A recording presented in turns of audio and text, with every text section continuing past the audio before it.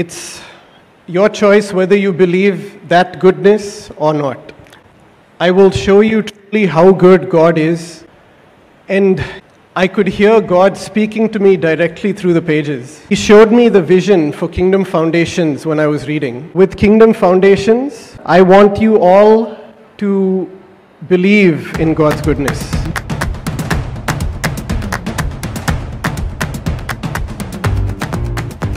And over these next 5 weeks, I want to teach you all the new things that I've learned. Before we start the message also, I want to talk about Kingdom Foundations. మరి ఈ వర్తమానంలోనికి వెళ్ళక ముందు రాజ్య పునాది గురించి మీతోని మాట్లాడాలని ఆశపడుతున్నాను. This event, Kingdom Foundations, part of Kingdom Brigade. మరి కింగ్డమ్ బ్రిగేడ్లో భాగంగా ఉన్నటువంటి కింగ్డమ్ ఫౌండేషన్ అనేటువంటి ఈ కార్యక్రమం, as the name suggests, it's to build a foundation. మరి ఆ పేర్లో ఉన్నట్టుగానే ఒక పునాదిని స్థిరపరచాలి అన్నటువంటి ఉద్దేశం. I want you to be able to stand against the wiles of the devil. మరి సాతాను యొక్క తంత్రములకి వ్యతిరేకంగా మీరు స్థిరంగా నిలబడాలి. And I want you to have answers to things the devil throws at you. ఆ సాతాను మీ మీద విసురుతున్నటువంటి వాటికి జవాబు పరిష్కారాలు మీరు కలిగి ఉండాలి. And besides building a good foundation, మంచి పునాదిని కట్టుకుంటూ, I want to also use Kingdom Foundations to challenge you all. ఈ కింగ్డమ్ ఫౌండేషన్ ద్వారా మీకు అందరినీ కూడా ఒక గొప్ప సవాలు మీ ముందు ఉంచాలని ఆశపడుతున్నాను. It's written in Psalm 78:41. కీర్తన గ్రంథము 78వ అధ్యాయం 41వ వచనంలో, Yea, they turned back and tempted God and limited the Holy One of Israel. మాటి మాటికి వారు దేవుని శోధించిరి, మాటి మాటికి ఇశ్రాయేలు పరిశుద్ధ దేవునికి సంతాపము కలుగజేసిరి. In Telugu it doesn't say the word like it does in English, but in English it means to limit God. మరి ఇంగ్లీష్లో వాడబడినటువంటి ఆ పదానికి దేవునికి పరిమితులు విధించడము అన్నటువంటి అర్థం ఇస్తుంది.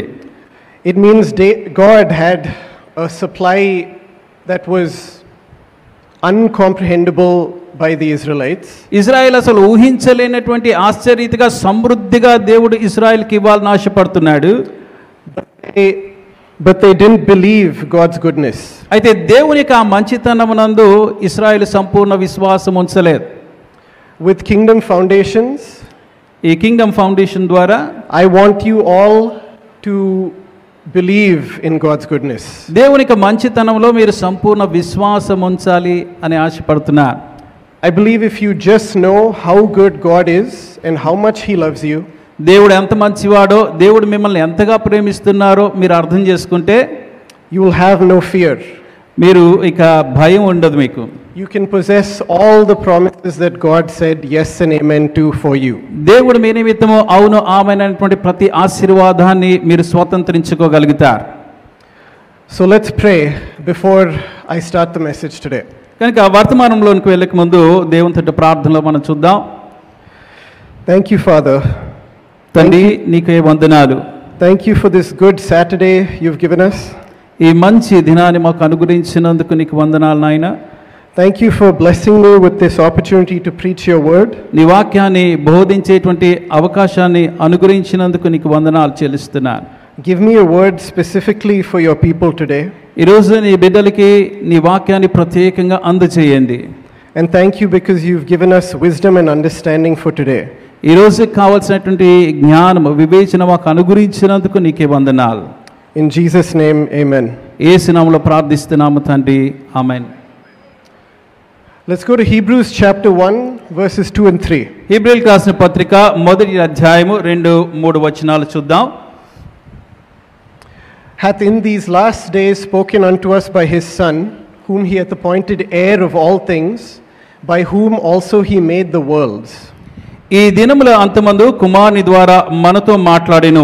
ఆయన ఆ కుమారుని సమస్తమునకు వారసునిగా నియమించి ఆయన ద్వారా ప్రపంచములను నిర్మించెను. Let's stay on verse 2.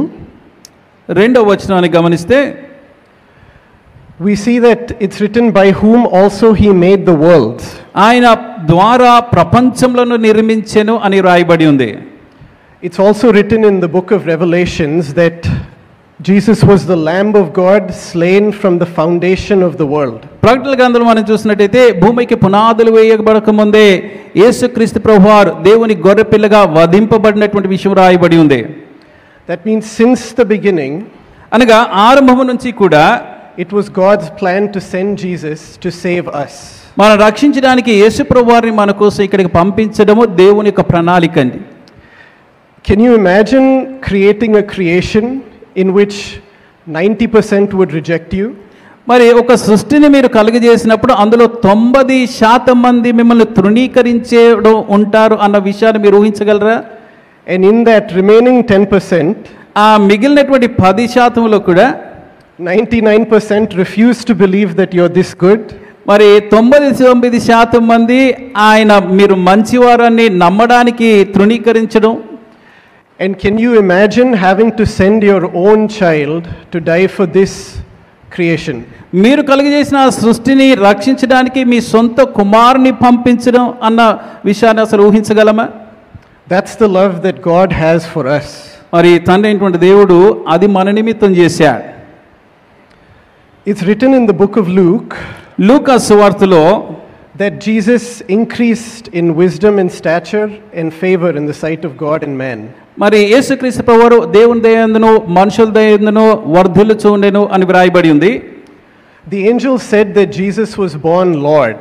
మరి దేవదూత యేసు ప్రభువారు జన్మించినప్పుడు ప్రకటిస్తున్నప్పుడు ఆయన ప్రభువు అని ప్రకటించింది. But he was born as a man. అయితే ఒక మనిషిగా ఆయన జన్మించాడు. He had to learn, he had to increase. ఆయన నేర్చుకోవాల్సి వచ్చింది, దినదినం వర్ధిల్లుతూ ఉండడం అవసరమైంది. He spent his whole life qualifying himself to become the perfect sacrifice for you and me. మన ఒక్కొక్కరి నిమిత్తము సంపూర్ణమైన ఆ బలియాగంగా అవ్వడానికి ఆయన దినదినము నేర్చుకొని దానిలో ముందు కొనసాగాల్సి వచ్చింది. He gave his whole life for you. మీ నిమిత్తం తన సొంత ప్రాణాన్ని అర్పించాడని. Okay, everyone says God loves you, God loves you. దేవుడు మిమ్మల్ని ప్రేమిస్తున్నారని అందరూ చెప్తూ ఉంటారు. చాలా మెసేజ్లు దాని గురించే మాట్లాడతాయి. దేవుడు నిన్ను ప్రేమిస్తున్నారు, దేవుడు నిన్ను ప్రేమిస్తున్నారు, తెలుసులే బ్రదర్, దేవుడు నిన్ను ప్రేమిస్తున్నారు అని తెలుసు అని అంటారు. But do you really believe that God's love for you is unconditional? అయితే దేవుడు మీ పట్ల ఉన్నటువంటి ప్రేమ షరతులు లేనిది అని మీరు నమ్ముచున్నారా? Do you believe that nothing you can do can separate you from his love? ఈ దేవుని ప్రేమ నుంచి ఏది కూడా మిమ్మల్ని ఎడబాపనేరదు అని మీరు నమ్ముతున్నారా? Do you believe that your sin does not separate you from God's kingdom, from God's blessings? మీ పాపము కూడా దేవుని ఆశీర్వాదాల నుంచి దేవుని రాజ్యం నుంచి మిమ్మల్ని వేరుపరచలేదు అని నమ్ముతున్నారా? Let's talk about sin for a few minutes. కొన్ని నిమిషాలు మనం పాపం గురించి ధ్యానం చేద్దాం. Let's talk about the 10 commandments. ఆ 10 ఆజ్ఞల గురించి మనం చూద్దాం. Everybody knows that God gave the 10 commandments for people to obey. దానికి విధేయత చూపించాలి లేక పాటించాలి అన్న ఉద్దేశంతో దేవుడు 10 ఆజ్ఞలు మనకి ఇచ్చారని తెలుసు. Even non-Christians know that 10 commandments were given and God will punish you if you disobey them.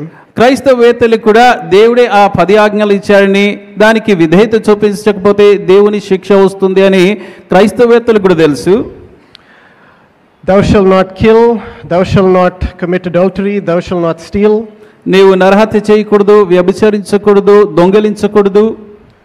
Thou shalt love the Lord your God with all your heart, all your mind, all your soul, all your strength. నీ దేవుడైన యెహోవాను నీ పూర్ణ బలంతో, నీ పూర్ణ మనసుతోను, నీ పూర్ణ ఆత్మతోను ప్రేమించాలి. Thou shalt love your neighbor as yourself. నిన్ను వలె నీ పొరుగువాని ప్రేమించాలి. Let's talk about loving your neighbor for a few minutes. కొన్ని నిమిషాలు మన పొరుగువాని ప్రేమించడం విషయంలో మనం మాట్లాడదాం. If you don't know the person sitting next to you, మీ పక్కన ఉన్నటువంటి వారు మీకు తెలియదు అనుకోండి, would you be willing to give your house to that person? మీ ఇల్లు ఆ వ్యక్తికి ఇవ్వడానికి ఇష్టపడతారా? Would you be willing to share everything with that person? మీకున్న సమస్తాన్ని ఆ వ్యక్తితోని పంచుకోవడానికి ఇష్టపడతారా? Would you be willing to give your life for someone you don't know? మీకు తెలియనటువంటి వారి కోసం మీరు ప్రాణం పెట్టడానికి ఇష్టపడతారా? Is that even possible for a stranger? అసలు ఒక పొరుగువానికి ఈ రీతిగా చేయడం మనకి సాధ్యమేనా? Let's go to James 4:17. యాకోబు పత్రిక 4వ అధ్యాయం 17వ వచనాన్ని గమనిద్దాం. Therefore to him that knoweth to do good and doeth it not, to him it's sin. కాబట్టి మేలైనది చేయనెరిగియు అలాగు చేయని వానికి పాపము కలుగును. If you know that it's in your power to do good, ఆ మంచి చేయడము మీకు అధికారంలో మీరు చేయగలరు అని మీకు తెలుసుంటే, but you don't do it, అయినా మీరు చేయకుండా ఉంటే it's sin. అది పాపము. Is that even possible to do good every single time when it's in your power? అయితే మన అధికారంలో మనం చేయగలిగినటువంటి ప్రతిసారి మంచి చేయడము కూడా సాధ్యమేనా? You know you have to say thank you for your parents helping you. మీ తల్లిదండ్రులు మీకు చేసేటువంటి వాటిని బట్టి వారికి వందనాలు, కృతజ్ఞులుగా మీరు ఉండాలి, చెప్పాలి అని మీకు తెలుసు. You know you can help your neighbor with carrying those heavy things in their house. మీ పొరుగు వారు ఒకవేళ ఏదైనా బరువులు మోస్తుంటే వారికి సహాయపడాలన్న విషయం మీకు తెలుసు. We know we can help. మరి అది మనం చెయ్యాలి, చేయగలము అని కూడా మనకు తెలుసు. But we don't do it every time. కానీ ప్రతిసారి అవి మనం చెయ్యం. It's not easy to do it every time. మరి ప్రతిసారి కూడా అలా చేస్తూ ఉండడం సులువు కూడా కాదు. In fact, it's written in James 2:10, I think, that if you are guilty of breaking one, you're guilty of breaking all. మరి యాకోబు పత్రిక 2వ అధ్యాయం 10వ వచనం చూసినట్టయితే, ఎవడైనా ధర్మశాస్త్రమంతయు గైకొనియు ఒక ఆజ్ఞ విషయంలో తప్పిపోయిన యెడల ఆజ్ఞలన్నిటి విషయంలో అపరాధి అగును. That's what a perfect God requires, right? ఆ సంపూర్ణమైనటువంటి ఖచ్చితమైనటువంటి దేవుడు ఆ రీతిగా కోరుతూ ఉన్నాడు. God doesn't grade on a curve. God doesn't grade on a curve. If you get 99 out of 100, it's a fail. మరి ఆ 100కి 99% వచ్చినా మనం ఓడిపోయినట్టే. He is a perfect God, and a perfect God cannot accept imperfection. ఆ సంపూర్ణమైనటువంటి దేవుడు అసంపూర్ణమైన దాన్ని అంగీకరించలేడు. If you still think that you don't sin, let's go to 1 John 1:8. ఇంకా మనం అసలు పాపం చేయట్లేదు అని మనం అనుకుంటే దయచేసి 1 యోహాను 1వ అధ్యాయం 8వ వచనం చూద్దాం. If we say that we have no sin, we deceive ourselves and the truth is not in us. మనం పాపము లేని వారమని చెప్పుకున్న యెడల మనలను మనమే మోసపుచ్చుకుందుము మరియు మనలో సత్యము ఉండదు. We know we sin. పాపం చేస్తున్నాము అన్న విషయం మనకి తెలుసు. Let's talk about the law of God for a few minutes also now. కొన్ని నిమిషాలు దేవుని ధర్మశాస్త్రాన్ని గురించి కూడా మనం ధ్యానం చేద్దాం. Let's also not cheapen the law of God. దేవుని ధర్మశాస్త్రాన్ని చులకనగా మనం తీసుకోకూడదే. We know outside sometimes we can stop ourselves from committing sin. ఒకసారి మనం పాపం చేయకుండా మనం ఆపుకోగలం. But inside, have you ever thought about sin? అయితే అంతరంగంలో పాపం గురించి మనం ఎప్పుడైనా ఆలోచన చేసామా? Let's go to Matthew 5:21. మత్తయి సువార్త 5వ అధ్యాయం 21వ వచనం. Ye have heard that it was said of them of old time, thou shalt not kill, and whosoever shall kill shall be in danger of judgment. నరహత్య చేయవద్దు, నరహత్య చేయవాడు విమర్శకు లోనగునని పూర్వీకులలో చెప్పబడినటువంటి మాట మీరు విన్నారు కదా. I'm sure every religion has some variation of this law, thou shalt not kill. మరి నరహత్య చేయవద్దు అనేటువంటిది ఏ మతమైనా లేక ఏ నమ్మిక విశ్వాసంలో అయినా ఈ అంశాన్ని గురించి వారు ప్రస్తావిస్తారు. Let's go to the next verse. ఆ తర్వాత వచనం, But I say unto you that whosoever is angry with his brother without a cause shall be in danger of the judgment, and whosoever shall say to his brother Raka shall be in danger of the council, but whosoever shall say thou fool shall be in danger of hell fire.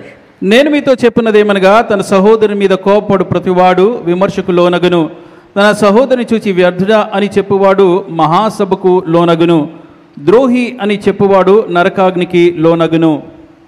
Outside you can stop yourself from committing murder. బాహ్యంగా మనం పొరపాటు పాపం చేయకుండా మనం ఆపుకోవచ్చు. But have you ever thought in your heart harm to anyone that you hate, అయితే అంతరంగంలో మనం ద్వేషించే వారికి హాని కలిగించాలి లేక హాని కలగాలి అని ఎప్పుడన్నా మీరు ఆలోచన చేశారా? that's a sin. అలా చేసినట్టయితే అది పాపం అవుతుంది.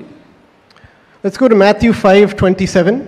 మత్తయి సువార్త 5వ అధ్యాయం 27వ వచనాన్ని చూద్దాం. Ye have heard that it was said by them of old time, thou shalt not commit adultery. వ్యభిచారము చేయవద్దని చెప్పబడిన మాట మీరు విన్నారు కదా. I'm sure again every religion has some variation of a law on not committing adultery with your spouse. అలాగే మన భాగస్వామ్యంతో తప్ప ఇతరులతోని వ్యభిచారం చేయొద్దు అన్న విశ్వాసం ప్రతి మతం కూడా ప్రబోధిస్తూ ఉంటుంది. Let's go to the next verse. అయితే తర్వాత వచనాన్ని గమనిస్తే, but I say unto you that whosoever looketh on a woman to lust after her hath committed adultery with her already in his heart. నేను మీతో చెప్పినదేమనగా ఒక స్త్రీని మోహపు చూపుతో చూచు ప్రతివాడు అప్పుడే తన హృదయమందు ఆమెతో వ్యభిచారము చేసిన వాడగును.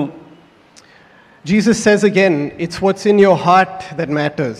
అయితే యేసుప్రభువు వారు ఇక్కడ మరొకసారి మనకి జ్ఞాపకం చేసేదంటే మీ హృదయము ప్రాముఖ్యమైనటువంటిది. The Pharisees during Jesus' time, యేసుప్రభువు వారి భూమి మీద ఉన్న కాలంలో పరిసయ్యులు, they made God's law accessible to humans by making it easy to keep. మరి ధర్మశాస్త్రాన్ని, దేవుడు ఇచ్చినటువంటి ధర్మశాస్త్రాన్ని వారు అనుసరించడానికి సులువుగా ఉండే రీతిగా పరిశీలన చేస్తూ ఉండేవా. They said outside if you keep the law you're okay. బాహ్యంగా మీరు ధర్మశాస్త్రాన్ని ఆచరించినట్టయితే అది సరిపోతుంది అన్నట్టుగా వారు చెప్పేవారు. But Jesus showed the true standard of the law on the Sermon on the Mount. అయితే ఆ కొండ మీద ప్రసంగంలో యేసుప్రభువు వారు ఆ ధర్మశాస్త్రముకు నిజమైనటువంటి స్థాయి ఏంటో ఆయన చెప్పారు. Let me use an example to demonstrate this. Say you're a woman who has a husband. ఉదాహరణకి మీరు ఒక భర్త ఉన్నటువంటి స్త్రీ అనుకోండి. Your husband never outwardly commits adultery on you. మీ భర్త బాహ్యంగా మీకు వ్యతిరేకంగా పాపం ఎప్పుడు చేయకపోవచ్చు. But inside his heart, అయితే తన హృదయాంతరంగంలో he's thinking, if I wasn't married to this woman I would be with this other woman. ఈ స్త్రీని కానీ నేను వివాహం చేసుకోకపోతే మరొక స్త్రీని లేక ఇంకా శ్రేష్టమైన స్త్రీని నేను చేసుకొని ఉండొచ్చు అనుకుంటాడు. If I wasn't married to this woman I would be with this woman. I would do this, I would do this. ఈమెనే నేను పెళ్లి చేసుకోకపోతే మరొక ఆమెను నేను చేసుకునేవాడిని, ఇలా ఇంకా బాగా ఉండేవాడిని, ఇలా చేసేవాడిని అనుకుంటూ ఉంటా. Is that real love? అయితే అలాగనడము నిజమైన ప్రేమ అవుతుందా? What is he thinking in his heart? అలా చేస్తున్నప్పుడు అసలు తన హృదయంలో ఏమనుకుంటున్నాడు? That is God's true standard. అది దేవుని యొక్క నిజమైనటువంటి స్థాయి అండి. It's written many times in the Bible that man looketh on the outward appearance but God looks at the heart. అయితే బైబిల్లో అనేక సార్లు దేవుడు మరి మనుషుడు పైరూపాన్ని చూస్తాడు కానీ దేవుడు అంతరంగాన్ని హృదయాన్ని చూసేవాడు అని చెప్పబడింది. I know someone in the US. అమెరికాలో నాకు ఒక వ్యక్తి తెలుసు. He was saying to a good friend of mine, నాకు చాలా సన్నిహితుడైనటువంటి ఒక స్నేహితుడితోని ఆ వ్యక్తి చెప్తూ, he was saying, I want to go out and party and I want to do all these things and then I'll come back to God. మరి నేను చక్కగా పార్టీలు చేసుకుంటూ నేను అనుకున్నవన్నీ కూడా చేసి ఆ తర్వాత దేవుని దగ్గరికి వస్తాను అని అంటున్నాడు. It's a good thing he didn't tell me because I would have told him. మరి నాతోని చెప్పను మంచిదేంది, నాకు చెప్పుంటే అది వేరే విధంగా ఉండేది. I would have told him, okay, you want to go out and party, you want to do all these things. ఒకవేళ నాకే చెప్పినట్టయితే, సరే నువ్వు పార్టీకి వెళ్ళి నువ్వు అనుకుని ఇవన్నీ చేయాలనుకుంటున్నావా, just make sure if you used your right hand to commit sin, make sure you cut it off and then come back. ఒకవేళ నువ్వు అనుకునేటువంటి ఆ పాపము నీ కుడి చేత్తోని చేసినట్టయితే ఆ కుడి చేయి పాపం చేసిన తర్వాత నరికేసి అప్పుడు నువ్వు రావాలి. Or if you saw something wrong with your right eye, ఒకవేళ నీ కుడి చేతితో కన్నుతో ఏదైనా పాపాన్ని తప్పుని నువ్వు చూసినట్టయితే make sure you pluck it out and then come back to church. ఆ కన్నుని నువ్వు పెరికివేసి అప్పుడు నువ్వు మందిరంలోనికి రావాలి అని చెప్పేవాడు. Let's go to the next verse. ఆ తర్వాత వచనాన్ని చూద్దాం. And if thy right eye offend thee, pluck it out and cast it from thee. For it is profitable for thee that one of thy members should perish, and not thy whole body should be cast into hell. నీ కుడి కన్ను నేను అభ్యంతరపరిచిన యెడల దాని పెరికి నీ యొద్ద నుండి పారివేయము. నీ దేహమంతయు నరకంలో పడవేయబడకుండా నీ అవయవంలో నొకటి నశించడానికి ప్రయోజనకరము. I'm not the one who said it, Jesus is the one who said it.